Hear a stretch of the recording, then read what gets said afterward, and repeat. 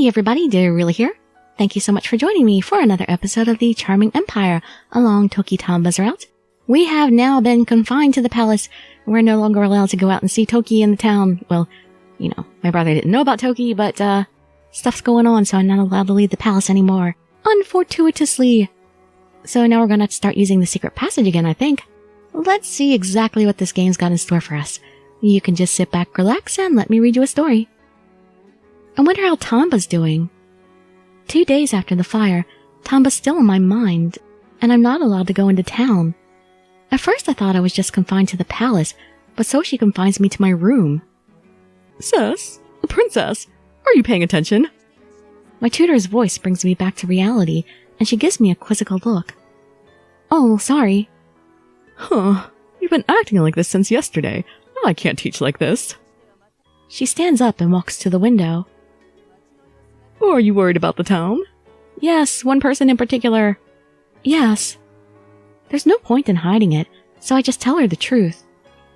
Princess, you are royalty. You cannot let yourself get distracted by one thing and remain blind to everything else. A princess who worries about our town and neglects all else is not a princess at all. I know. That's good to hear. Then let's continue. She's right. Plus, worrying won't solve anything. It'll be faster to earn Soshi's trust back by showing him that I'm studying hard. I need to focus on my studies. But that's easier said than done. I can't stop thinking about Tanba in the back of my mind. Where are you going, princess? Just as I think the coast is clear, the maid catches me leaving my room. I'm thirsty. I'll get you a glass of water. Please return to your room. Okay, thanks. My forced smile twitches before I reluctantly head back to my room. Darn it, now I gotta sit here and wait for a glass of water. You still have water here, princess. I wanted some cold water. Alright, be picky about it. Alright, then I'll come to change it periodically for you. If you need anything else, let the guard at the door know, and I'll come right away. Okay, thanks. The maid bows and leaves the room. I tried to run away while the guard was off duty, but he's been standing in front of my room since yesterday. So much for my escape plan. Guess the guy never goes to the bathroom. I heave a sigh and gaze out the window. I doubt I could escape that way.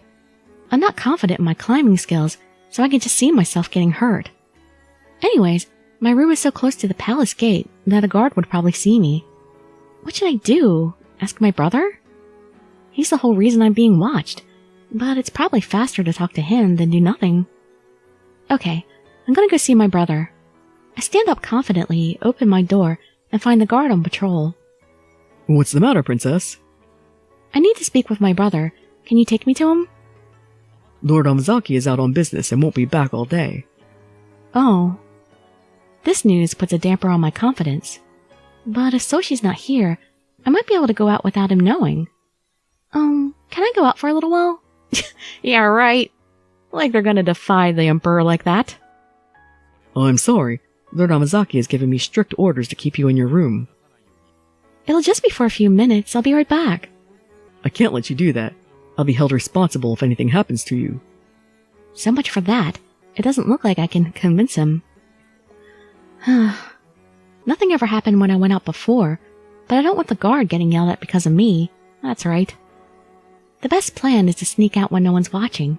I smile at the guard. You're right. Sorry for asking. I head back into my room and wait for my chance to escape. Phew, I made it. I heave a sigh of relief once I close the door to the secret pathway behind me. I managed to dodge the guards and find the path I used to use to escape the palace. The maid caught me as soon as I left my room this afternoon, but this time I timed my escape perfectly as the guards changed shifts. Ah, smart girl. I can make it to town now that I've come this far. I'm a little relieved, but I need to hurry so I don't get caught. I know I might get lots of people in trouble, but I need to make sure Tanba's okay. Sorry. I whisper an apology before running down the path. How long have I not seen him anyway? I can't believe how much got burned. Seeing the fire damage makes me stop in my tracks. A portion of the buildings have completely burned down, and I can't tell what used to be there. Some people are cleaning up the debris, while others sit on the ground in despair. If the fire was put out faster, some of these houses might have been saved. I clenched my teeth helplessly in front of all of the destruction. Oh, Soshi, why didn't you send people to help? It takes me longer than usual to get to the cafe, but I'm happy to see that it wasn't touched by the fire. I excitedly rushed through the familiar door. Tanba! Tanba! The cafe is filled with more people than I expected. It's Tanba, the regulars, and a lot of unfamiliar faces. He's probably helping people. The interior is different too. There are beds laid out, wooden boxes, and piles of clothes. Yep, helping people that have been made homeless by the fire. Most of the clothes are covered in burn marks. Who's this, Tanba? An unfamiliar man leans over to Tanba. Oh, she always helps me out with the cafe. For some reason, Tanba seems reluctant to answer and avoids my gaze. Aren't you some rich family's daughter? The man comes up to me and stares me down. Why is everyone so mad? You got some nerve coming here for kicks when the town's in this pathetic state. Are you here to laugh in our faces? I'm not. That's enough. She doesn't mean any harm. Tanba pulls the man back before he can grab me. If you say so, Tanba. He steps aside and Tanba takes my hand and pulls me into the kitchen. Tell me to go home? Tanba? Tanba's glare is almost as cold as the man's. Why did you come here? I hesitate. Tanba isn't his usual kind self. I was worried about you and wanted to make sure you were okay. Oh, sorry for making you worry. His tone is gentler, but his gaze is still cold. If that's all you came for, then you can leave. Huh? Don't say that. At least give me a kiss before I go. Don't say that. What else am I supposed to say? You're making my customers uncomfortable. I didn't mean. I just came to help. I don't care if you didn't mean it or not. Tanba sounds more annoyed by the minute. Is there anything I can do to help? I can clean up the mess. Feeling like I need to do something, I offer to help. Forget it. I don't want your hands getting dirty. Tanba brushes me off and points me to the door. Isn't there anything? Give me a break. Tanba's voice is quiet but filled with anger. Clean up? This isn't about cleaning up. It's about all the starving people without a roof over their heads. The unfamiliar faces in the cafe must be some of those people who lost their homes.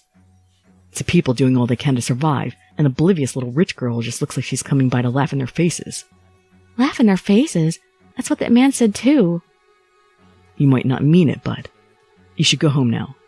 Actually, don't come back for a while. We're from completely opposite worlds. It's hard being with someone with different values. I don't have different values, just a different living setting. Opposite worlds. I've been hanging out in town so much that I didn't feel Tanba and I were so different. But coming by the cafe without thinking probably upset the other people. Then again, nothing will change if I just go home now. The fire makes me realize how powerless and blind I've been, but I know I'll regret it if I don't do anything about it now. I don't want any more regrets. There has to be something I can do. Tanba, I want to help. Give me a break. Have you been listening to me? I heard you, but I still want to help. I won't be a burden, so please. Dress me in rags so they don't know I'm a rich girl. I lower my head. Everyone looks so tired. There has to be something I can do for them. I keep my head down until I hear Tanba's angry voice again. Someone might say something nasty to you again. Are you sure you still want to help? I don't mind. I deserve it.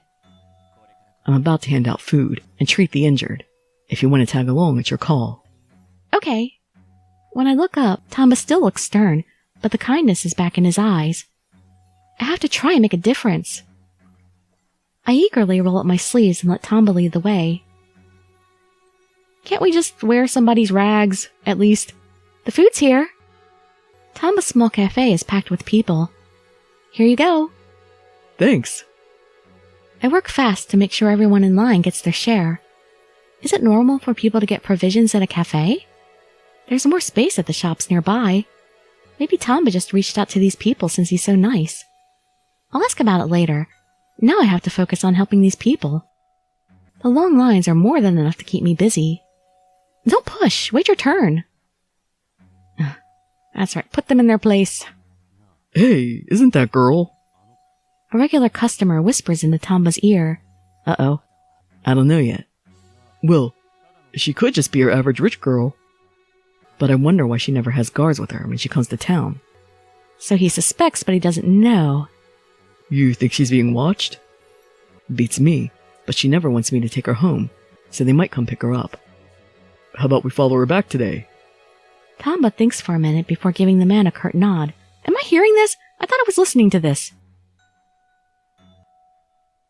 It's time to treat the injured. You coming?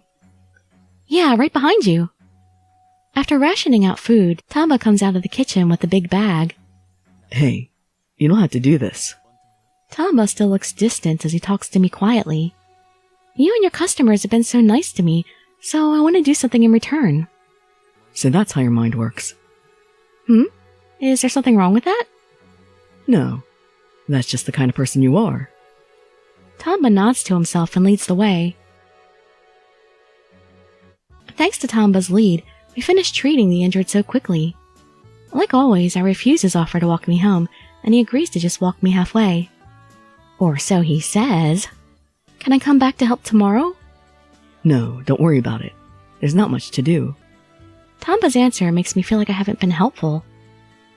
There isn't any food left. They'll have to live off what we passed out today until we get more. What? The food we passed out today isn't nearly enough for one person. There aren't any bandages or medicine left, either, so there won't be anything for you to do even if you come by. I see. Meanwhile, I'm sure the palace is overflowing with food and supplies. Now I get why Tanba feels that we're from completely opposite worlds. I'll try to get food from Soshi later. On my way back to the palace under the setting sun, I think to myself what I can do for the people of the town. Oh no, if they follow me back, does that mean they see me go in through the secret door? That can't be good. But that's the end of the video for now. We'll see in the next video if, we just gave away some secrets or not. So hope to see you there or in some of my other videos. And I'd be so grateful for any likes, comments, subscriptions, or shares with your friends to show some support. Thank you so much for joining me, and I wish you all health, happiness, and safety. Dirili signing out. Bye bye everybody.